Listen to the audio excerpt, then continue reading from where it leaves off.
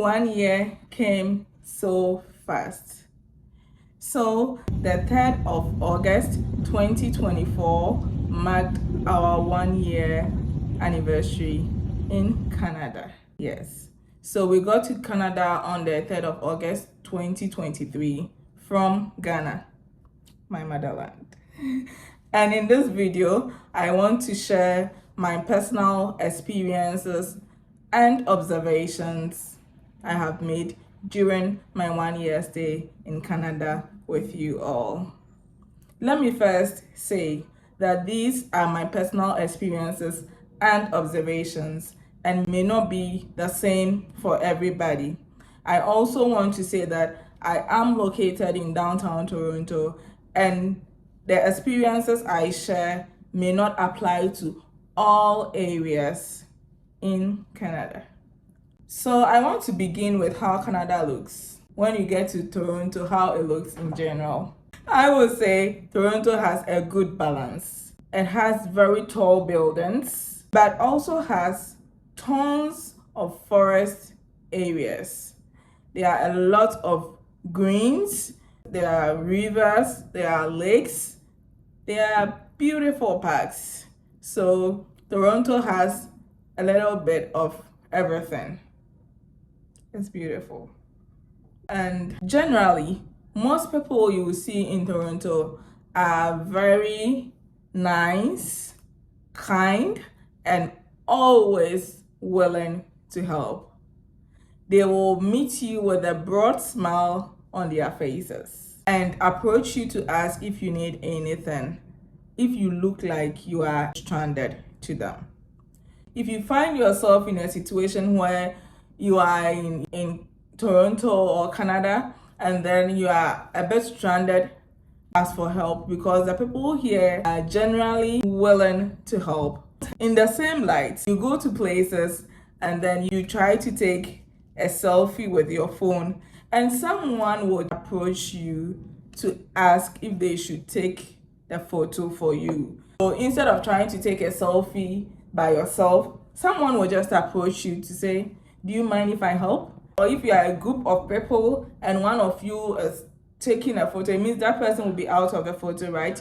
So someone quickly observes and come that, do you mind me taking it, so that all of you will be in the photo together?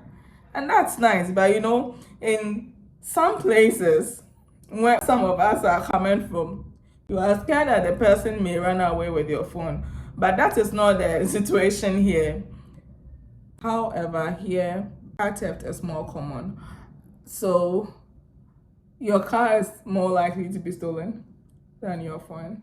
If you are new in Canada and you are considering buying a car, I think it will be better to buy a car that is not overly expensive for the first time. And then if you do get an expensive car, please do get a comprehensive insurance. Like I said, a car is more likely to be stolen than a phone. It is what it is. Oh yeah, I forgot this. So never mistake the smiles on people's faces to mean that they will watch you do the wrong thing or they will condone. No, they don't. I mean, somebody will smile to you and walk straight from you to go and report what they saw you do. So, where I'm coming from, if you are doing the wrong thing and somebody sees you, they would rather tell you, oh, this thing you are doing is not allowed, or no. Here, they will smile to you, probably even have a short conversation with you, and then right from you, they walk to an authority to report. Yeah. I mean, there's a phenomenon here that if you see something, say something. So when they see something, they do say something. One thing that really impresses me about Toronto is how accessible it is for everyone. You can really appreciate that this town was planned with every individual in mind. And that really, really impresses me. I mean, You can sit in a wheelchair and go everywhere you want to go in Toronto without having to be carried. You can go out of your house, you can enter buses, you can enter the train, you can go into every shop sitting down in your wheelchair. You don't need people to be carrying you. Like typically, I remember back then in the university, you students who had those physical challenges that they have to move around in their wheelchairs, when they need to go into some buildings which are not on the lower floors, they need to have people who are willing to carry them on the stairs because the places are not so accessible. But in Canada here, the place was planned with everybody in mind. Nobody is left out. So if you are a student who is physically challenged and you are thinking of traveling to Canada and you think your challenge may affect your mobility, no, not at all. I would want to encourage you to take the move, and then you'll be surprised at how accessible everywhere in Canada is to you. And the next thing is Toronto is so diverse. Don't worry if you don't speak English. You are definitely going to find somebody who understands you. You will definitely find one of your own in Toronto. Every country is well represented in Toronto. It is very beautiful how every place is well represented here in Toronto. You will never feel out of place in Toronto. Your child is not going to be the only black child in their class in Toronto. I don't know about the outskirts, but in Toronto, it's highly unlikely for your child to be the only person of your race in their class. Before I traveled, you used to hear things like, Canada is heaven on earth. Is Canada really heaven on earth? What is scam doing in heaven? SCAM, scam, scams. Hey, you will be scammed. It is very, very, very common here. If you are new in Canada, you need to be extra careful. Extra careful. Else, you will easily be scammed. There are so many different types of scams in Canada here. And these people normally target newcomers who are looking for jobs. So there are so many employment scams. There are people trying to scam you in the name of CRA. There are fake currency. You need to be extra careful. You need to be extra careful in Canada.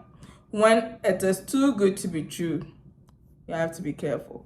When you are being pressurized to take a job, there are so many unemployed people here. No employer will give you pressure to take a job. And my last point is smoking. Yeah.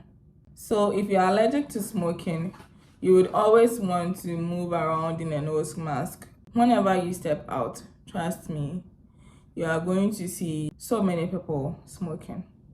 Yeah.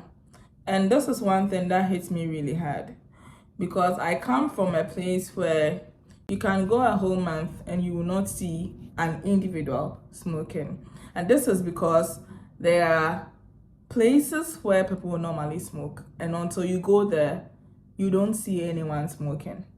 Okay? In Ghana, it's highly unlikely to be walking in the street and see people smoking. So that was one thing that hit me so hard when we first got here. And let me read the statistics for you. The latest smoking data from 2022 showed that 12% of Canadians aged 15 and older currently smoke cigarettes. 14% of males and 10% of females aged 15 and older currently smoke cigarettes. 11% of males and 8% of females aged 15 and older smoke cigarettes daily. So if you are highly allergic to smoke and you are coming into Canada, Toronto, you might want to carry some nose mask around to prevent yourself having so much contact from smokes. Okay.